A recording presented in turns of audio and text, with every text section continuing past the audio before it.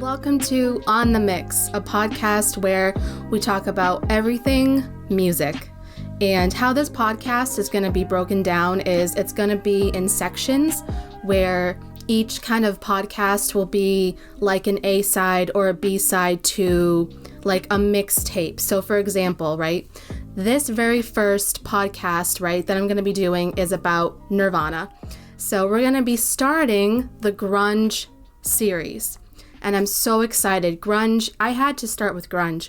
Grunge is one of my favorite all-time genres of music, and I could talk about it all day. And with the bands that I'm going to be talking about in this series, I'm just so excited to get right into it. And so, as I said, today we're going to be talking about Nirvana. There's so much to dive into Kurt, it's kind of crazy, but just to kind of consolidate things and to make it more about the band Nirvana and going into a little bit about each of the members, just so we don't go over a lot of time. That's just how I'm going to choose to do it. I'm your host, Lindsay. I know I forgot to say that.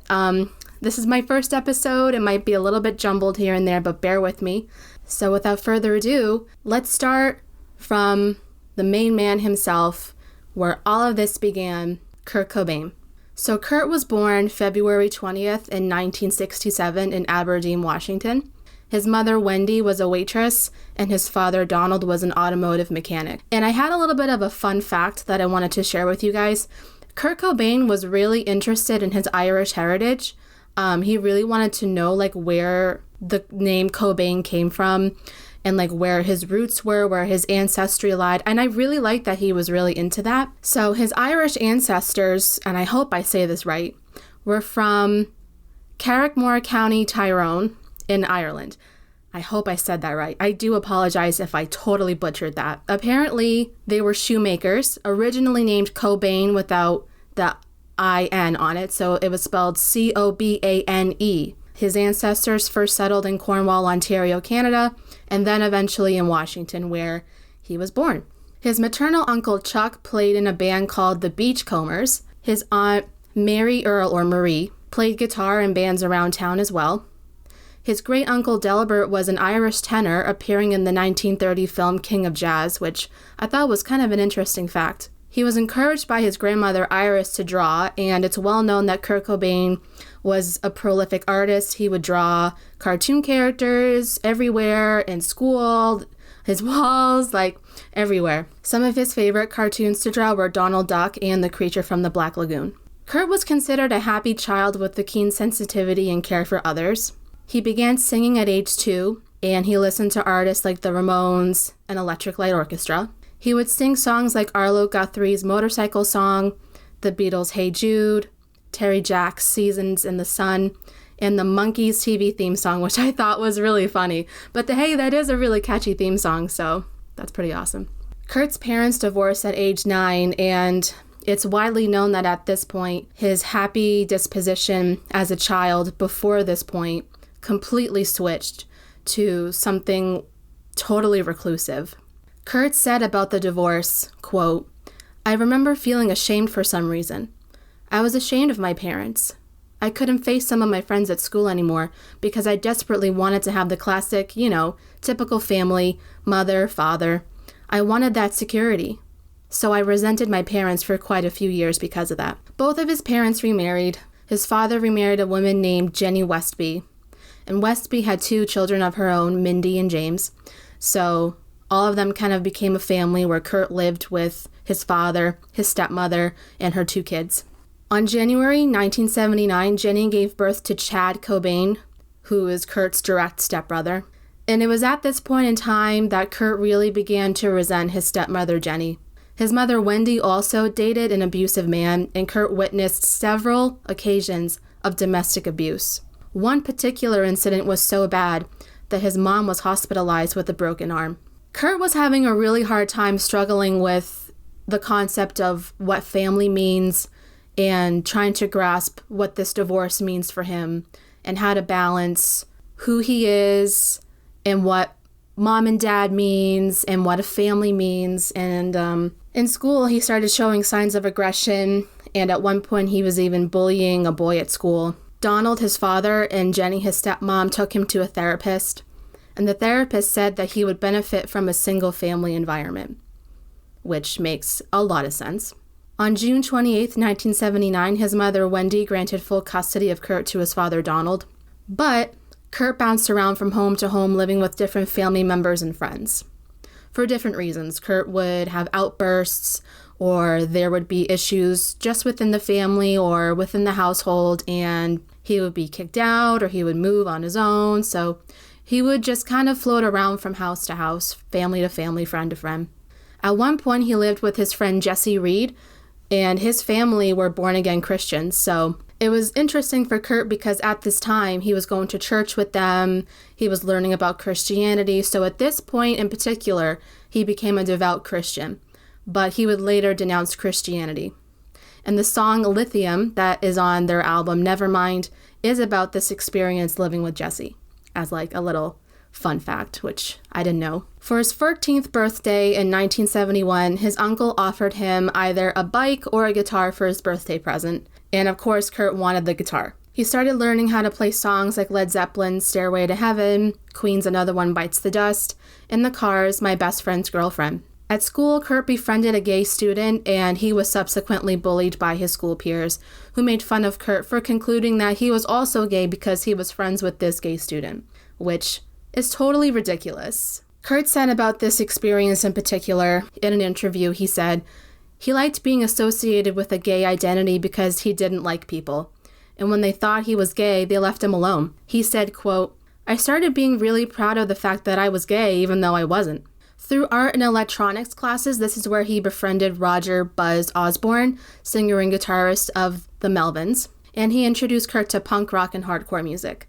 The Melvins are a huge focal point of Nirvana themselves because, as you'll see, the Melvins kind of introduced each band member to each other, which is kind of interesting. Kurt claimed that his first concert that he attended was the Melvins.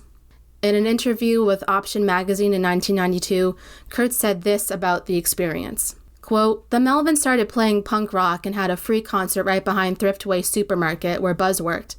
And they plugged into the city power supply and played punk rock music for about 50 redneck kids. When I saw them play, it just blew me away. I was instantly a punk rocker. I abandoned all my friends because they didn't like any of the music. Then I asked Buzz to make me that compilation tape of punk rock songs and got a spike haircut. 2 weeks before graduation, he dropped out of Aberdeen High School for not having enough credits to graduate. He was living with his mother at the time, and she told him he needed to either get a job or leave. A week later, after finding his clothes and belongings packed in boxes, Kurt began couch surfing at his friends' houses. He also claimed at one point at this time that he lived under the Wishkah, I hope I said that right, Wishkah River, during periods of homelessness. He was really down in his luck at this point where he had really not a lot of places to live and to call home and to have a roof over his head. So when he was having those periods of homelessness, he was living under the Wishkah River. And this is where the inspiration for the song Something in the Way came from. During this time, he also formed the band Fecal Matter with himself singing and playing the guitar.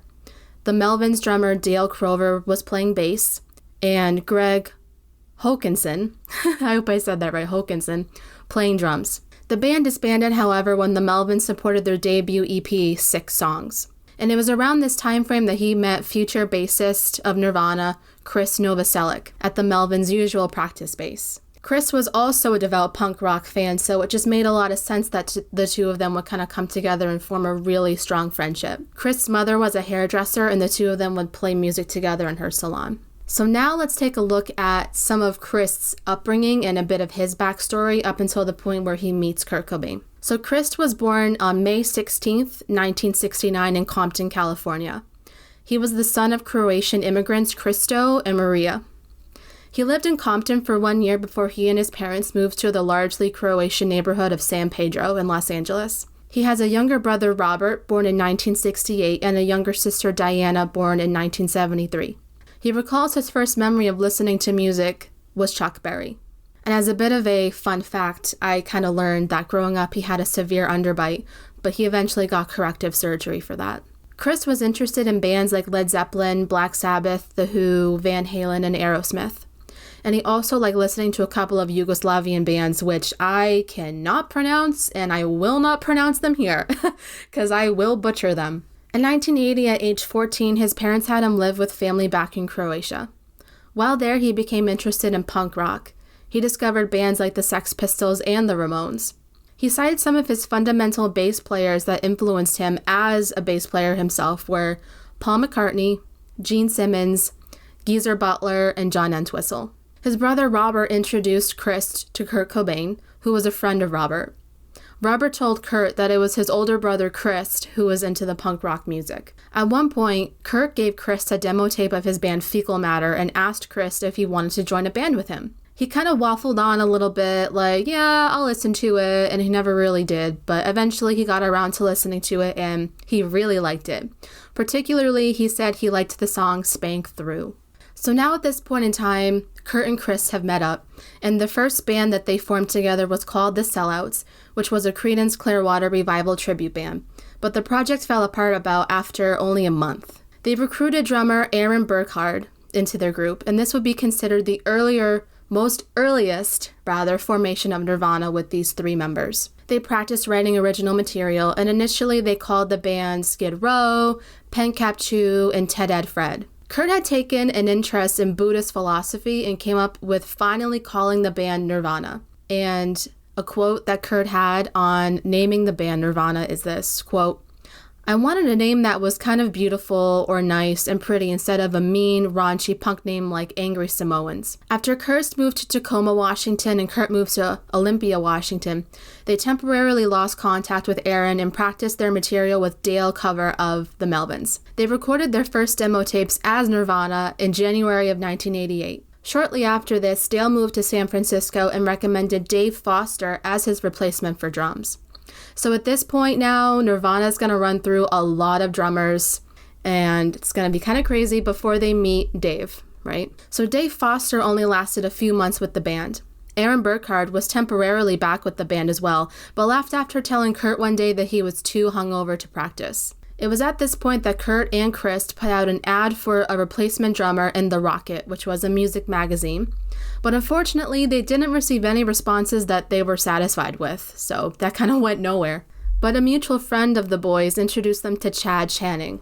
But according to Chad, he never really got the official "you're in" from Kurt. But according to Kurt, in a 1993 interview with MTV, he said that Chad was fine as a drummer, but the sounds and the style of his drumming just wasn't really in line with where he saw the band kind of forming. So that's kind of why Chad didn't stick around for too long. But Chad did, however, continue to jam with Krist and Kurt, playing his first show with them on May 1988. In November of 1988, Nirvana released its first single, a cover of Love Buzz, a song by Shocking Blues, under the Sub Pop record label. Sub Pop marketed the band as a bunch of logging town hicks, which, of course, they absolutely hated that. Who would want to be dubbed as a bunch of logging town hicks? In December of 1988, they began recording their debut album, Bleach. Bleach was influenced by the Melvins, the 1980s punk rock band Mudhoney, and the 1970s rock of Black Sabbath. The money for the recording sessions of the Bleach album was listed at just about $600. Prior to the release of Bleach, Nirvana became the first band to sign an extended contract with Sub Pop. Bleach was released in June of 1989 and sold 40,000 copies upon initial release. However, though, Kurt was disappointed by the label's lack of promotion and distribution for the album. They went on to nationally tour the album, and it subsequently became a hit on college radio. In late 1989, the band released their Blue EP with producer Steve Fisk. And here's a quote that Kurt said about the sound of the band at this stage. Quote, "The early songs were really angry. But as time goes on, the songs are getting poppier and poppier as I get happier and happier. The songs are now about conflicts and relationships, emotional things with other human beings." In April 1990, the band began to work on their next album with producer Butch Vig at Smart Studios in Madison, Wisconsin. And of course, this would go on to become the Nevermind album. Krist and Kurt became annoyed with Chad Channing's drumming, and Chad was complaining that he had no hand in the songwriting process. So Chad just kind of eventually left. That July, Nirvana recorded the song Sliver with Mudhoney drummer Dan Peters. In September, Buzz Osborne of the Melvins introduced Krist and Kurt to Dave Grohl. Dave's band Scream out of Washington, D.C. had just broken up, so it was the perfect timing for Dave to kind of slide right into Nirvana. Upon arriving in Seattle, Dave auditioned for Krist and Kurt. Krist has said that they knew in 2 minutes that Dave was their drummer. So now we're going to be talking about the backstory and kind of the upbringing of Dave Grohl as he meets Kurt and Krist. So Dave was born on January 4th, 1969 in Warren, Ohio. His mother, Virginia, was a teacher, and his father, James, was a news writer and an award-winning journalist. When Dave was young, his family moved to Springfield, Virginia, and at age 7, his parents got divorced. He grew up with his mother pretty much after this point, after the divorce. At age 12, he began learning to play guitar. Growing tired of the lessons, he began teaching himself, which you'll see as a pattern here with Dave. He does not like the structure of lessons. He's like, yeah, I'll just do it myself. At 13, he and his sister spent the summer in Illinois with their cousin Tracy. It was there that he began learning about punk rock music by going to shows that Tracy would take them to. His first concert, he said, was Naked Ray Gun at the Cubby Bear in 1982. He attended Thomas Jefferson High School in Virginia, and he was elected vice president of his freshman class. And what I found pretty funny was before he made his morning announcements over the intercom, he would try to sneak in little songs, like bits of songs from the bands Circle Jerks and Bad Brains, which I thought, that's kind of really funny. His mother, Virginia, said that she transferred Dave to a Catholic school in Alexandria because she thought his use of, shall we say, the devil's lettuce was impacting his grades in a negative way, which I also thought that was a really funny, that was a really funny fact as well. That's so funny. He stayed there for 2 years, and of course, you putting Dave Grohl in a Catholic school, that's not going to work, right? So he transferred again to Annandale High School. He played in several bands in school, including being a guitarist for a band called Freak Baby. When Freak Baby was reshuffling their lineup, it was then that Dave played the drums. It was at this point that he was also teaching himself how to play. So he was taking drumming lessons, but then he quit and he taught himself how to play drums. He said that Rush drummer Neil Peart was his early influence, and he also cited Led Zeppelin's drummer John Bonham as his main influence. He said that he also learned how to play drums from just listening to Rush and punk rock bands too. So he was still playing with the band Freak Baby, and they changed their name to Mission Impossible. So Mission Impossible disbanded after some point, and Dave later joined the hardcore punk band Drain Damage. That was going to be so hard for me to say, in December of 1985. The band ended 2 years later when Dave joined the band Scream without any warning. He auditioned for Scream at 17 to fill the drumming position, and what was interesting was Dave lied about his age, claiming to be older in order to be considered for the role in the band. They let him in. They're like, yep, okay, you can join us. And he dropped out of school in his junior year at this point in time. So Dave was happy. He was hanging out with Scream, playing the drums there for the next 4 years at this point. They recorded some live albums and 2 studio albums. And while playing with Scream, he befriended the Melvins. So you can see the Melvins kind of wormed their way into all 3 of these people, Dave, Krist, and Kurt. After Scream suddenly broke up, Dave phoned up Buzz and he asked for his advice on what to do next. Buzz suggested that he auditioned for Nirvana as they were looking for a drummer, because it clearly was not going well on that front. It was just not good. So now at this point, 3 of them are together in what is known as Nirvana. Dave Grohl, Krist Novoselic, and Kurt Cobain. So now we're going to break it down into Nirvana during the years 1991 through 1992 first. So the 3 of them under Nirvana was again recording with Sub Pop Records for some time, but after being disenchanted with them, Nirvana began to look for a record deal with a major label instead. So Kurt and Krist talked to Susan Silver, who was the manager for Soundgarden and Alice in Chains. She introduced them to agent Don Mueller and Alan Mintz. Mintz began to spread Nirvana demo tapes around to major labels looking for deals for them. And good friend Kim Gordon of Sonic Youth heavily recommended DGC Records to them in 1990. And obviously, that's the record label that they went with. So back to April in 1990, the band began to record their second album, Nevermind, in Wisconsin. Once the recording sessions were completed, Butch Vig and the band began to mix the album. However, this is where some trouble starts to come in. Due to the recording sessions running behind on schedule, it resulted in the mixes being deemed as disappointing to the band. So Andy Wallace, who was a mixer for the band Slayer, was brought in to create the final mix. But even after the album was released, the band still said that they were unsatisfied with how the album was mixed, and Kurt deemed it as being too polished. But Nevermind was released on September 24th, 1991. And we all know how the story goes with that one. So DGC Records was hoping to sell at least 250,000 copies of Nevermind. They were hoping that it would really, at least do really good, right? But the single Smells Like Teen Spirit gained in popularity, being boosted by major airplay on the radios and by MTV from the popular music video.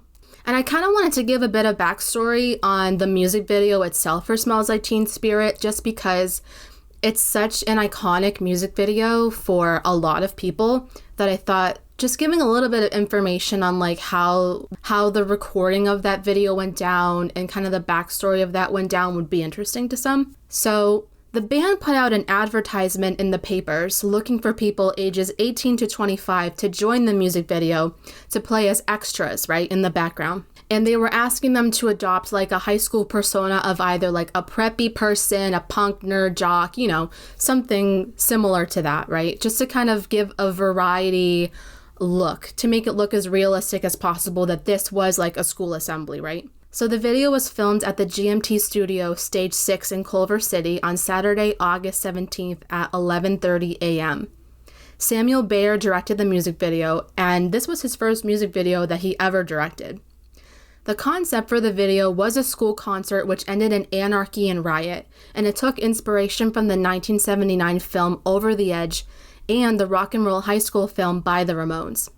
The estimated budget was between $30,000 and $50,000. And the story goes, as the extras were seated on the bleachers for hours listening to the band play the song over and over again, you know, to get the shots right for the video and stuff, the crowd was getting really rowdy, really anxious. They just weren't having it, right? So Kurt used this to the advantage of the video, and he asked the director to allow the crowd to mosh pit. So that's what was going on during the video. You know, you see these kids and they're riding and they're like moshing, right? That was real. That was genuine. That wasn't like necessarily acted. The video itself received very positive reviews. MTV ranked the music video at number 3 on its 100 greatest music videos ever made in 1999. Yeah, I would have to agree with that.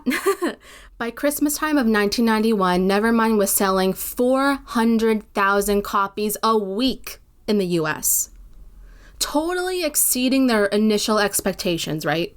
And it was reaching the top of the charts worldwide.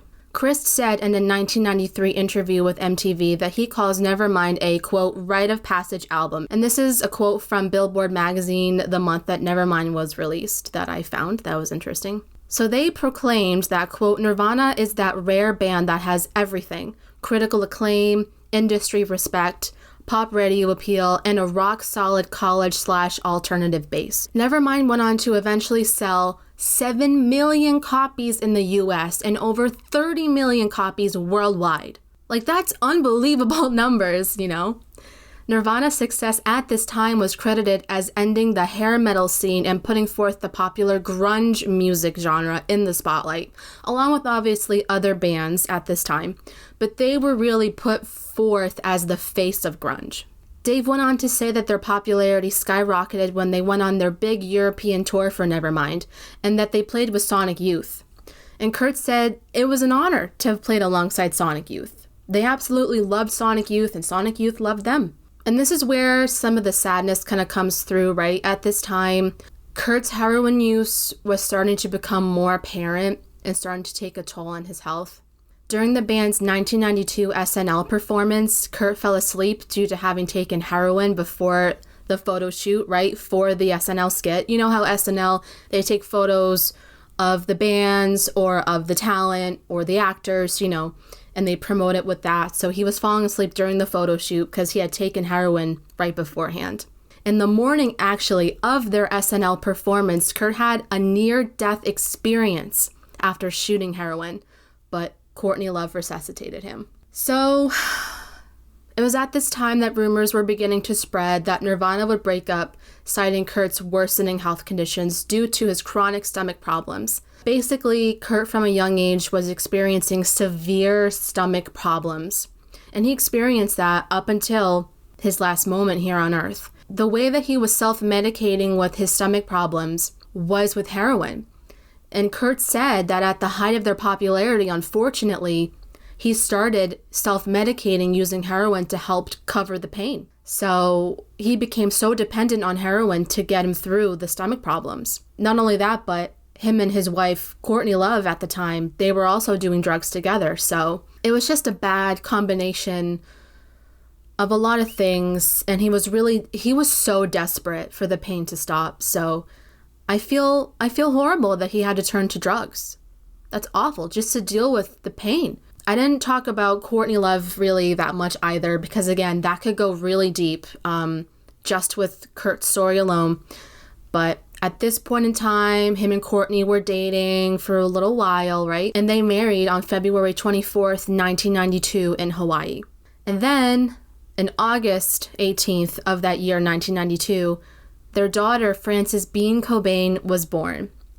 And what I thought was really cool as well, that I didn't really notice, was that they used a sonogram of an unborn Frances as the cover of the single Lithium. It was around this time, too, that Nirvana headlined at the 1992 England Reading Festival on August 30th, amid these health rumors that Kurt was deteriorating, right? So they put those rumors aside and they said, no, we're going to the England Reading Festival. Like, no, everything's fine, right? But this festival, right, the England Reading Festival, it's been regarded as one of their most memorable performances of their whole career.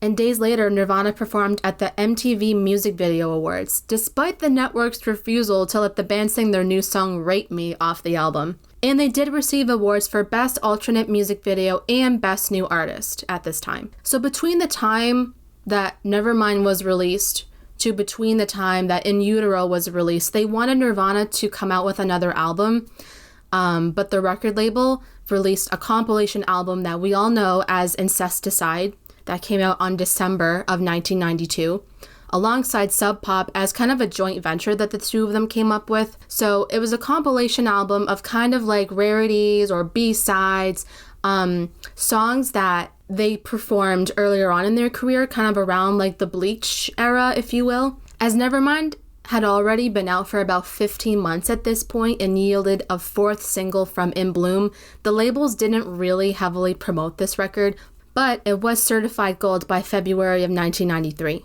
And I wanted to put a little bit more information too about the In Bloom music video, which I think is equally as famous and influential as the Smells Like Teen Spirit video.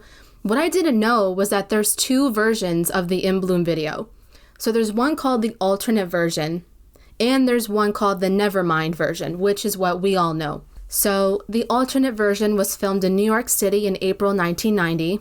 It has footage of the band walking around Manhattan, as well as rehearsal footage from the band's show at Maxwell's in Hoboken, New Jersey, on April 28th. This video was first released in 1991 on the Sub Pop Video Network Volume 1 compilation, and it was re-released on the DVD of the Nirvana Rarities box set called With the Lights Out in 2004. So now, this version that we all know as the Nevermind version, this video was directed by Kevin Kerslake.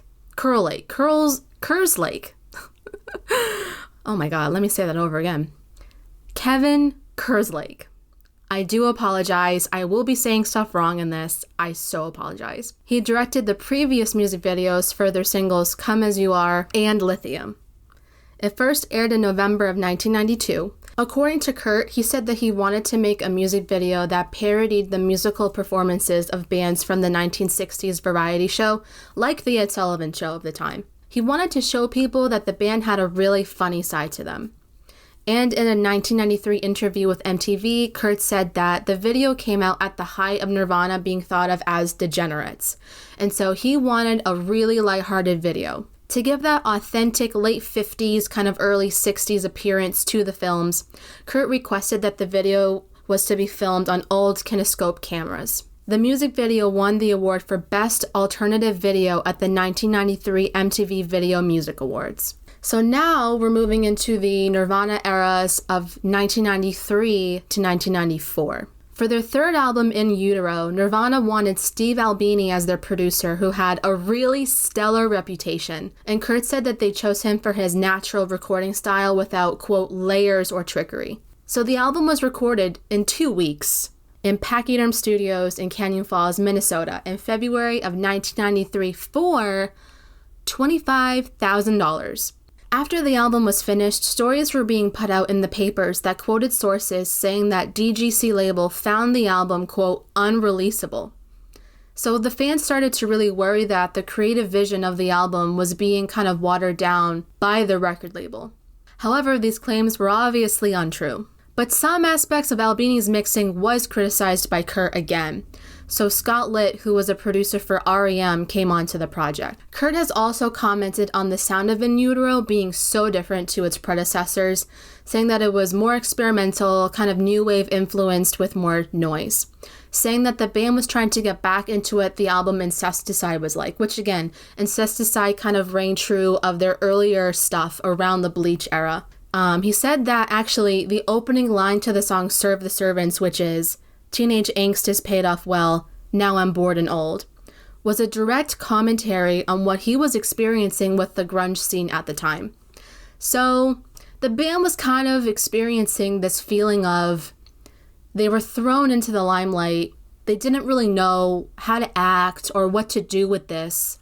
And actually, Kurt was saying that they were kind of putting this like voice of a generation thing onto them, and he didn't really know like what to do with that. And I'm sure, like, how do you even know what to do with that when you're considered the voice of a generation, right? You could rebel from that, or as he said in the interview, that you could become like a megalomaniac and be self-absorbed in it. So it was at this point in time that they started to really look into what the music industry and the grunge scene was really about. And so they kind of was rebelling really hard against the kind of pop sound that Nevermind came out with, and they really wanted to get back into their roots. So that's what In Utero really meant to them, and I can see how that would be a really important album for them to get right.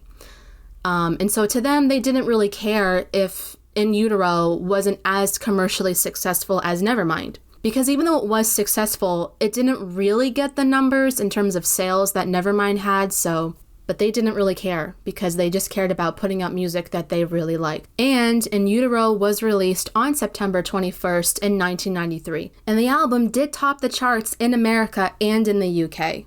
A quote from Time magazine at the time around the release said, quote, "Despite the fears of some alternative music fans, Nirvana hasn't gone mainstream, though this potent new album may once again force the mainstream to go Nirvana." So In Utero went on to sell over 5 million copies in the US. So that October, Nirvana went on to tour with support from the bands Half Japanese and The Breeders. And they also added Pat Smear from the punk rock band The Germs as a second guitarist for these tours. And as we all know, Pat Smear went on to go on to their MTV Unplugged show on November 18th, which it's still acclaimed as, I think, probably the best MTV Unplugged show that ever happened.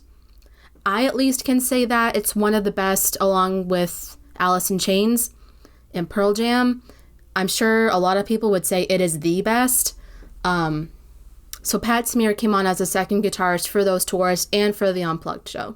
So on the MTV Unplugged show, what I found cool was they chose to not play their more well-known songs, but instead they performed several covers, and they invited Chris and Kurt Kirkwood of the Meat Puppets to join them for renditions of 3 Meat Puppet songs. In early 1994, Nirvana went on a European tour, their last show taking place in Munich, Germany on March 1st. In Rome, on March 4th, Courtney found Kurt unconscious in their hotel room, and he was subsequently rushed to the hospital. He had reacted to a combination of prescription drugs and champagne that he had in his system. Of course, the rest of the tour after this was canceled. And after 5 days of being in the hospital, Kurt was returned to Seattle. And so, as we all know, as we're coming towards 1994, around this time, we know what happens to Kurt. I'm going to talk a little bit about it, but I'm not going to go in depth on his death because There's a lot of controversy, a lot of conspiracy around his death. That alone, honestly, could be a whole podcast episode. On March 18th, 1994, Courtney called the police saying that Kurt was suicidal and he locked himself in a room with a gun. However, Kurt insisted that he was not suicidal and claimed he was locked in a room to get away from Courtney. So it's pretty well known that Kurt and Courtney were having a lot of marital issues. This just kind of adds to the whole layer of this story as well, with her being a role in this too. But she arranged an intervention for Kurt's drug use on March 25th. There were a couple of close friends that were there at the intervention, and they told Kurt that it'd be a good idea to go, and initially he was kind of angry and upset that they would do this to him, obviously, as some drug users are when you confront them with their problems and you tell them that they should get help for it when they might not be ready for it. Of course they're going to get angry about it, but after some time he eventually agreed to a detox program. So he arrived at the Exodus Recovery Center in LA on March 30th. So it was at this time in the recovery center that he was kind of hanging around, he was chilling out, and it was said that he was hanging around with Frances Bean, just kind of chilling with her, on the floor and playing with her. And these were his last moments with Frances. The following night, Kurt stepped outside to have a cigarette and he jumped over a 6-foot fence to leave the facility. Obviously, he wanted to escape, he wanted to get away from it all. It's crazy he did that, I'm not gonna lie, of course, but who am I to judge what he did? This is what he did, right? He took a taxi to LA airport and he flew back to Seattle. Obviously, during this time, no one knows where he is. No one knows what's going on, right? What's really interesting, though, that I've always found to be so fascinating, this bit of information was, on the flight back to Seattle, he sat next to Duff McKagan of Guns N' Roses. And if you're a big Nirvana fan, you know that Kurt Cobain absolutely despised Axl Rose for what he stood for in the music industry, right? So it's so fascinating that in his last moments, right, in this way, he was hanging out with Duff McKagan, and Duff reported that Kurt seemed to be, friendly with him and stuff, and that was fine. But in hindsight, Duff has said that, obviously looking back, something was so wrong with Kurt, but at the time, they were just having a nice, friendly conversation. It's at this point in time, right, where he's in Seattle, that is a little bit of a gray area. There are some people that said that they saw Kurt around the 2nd and 3rd of April.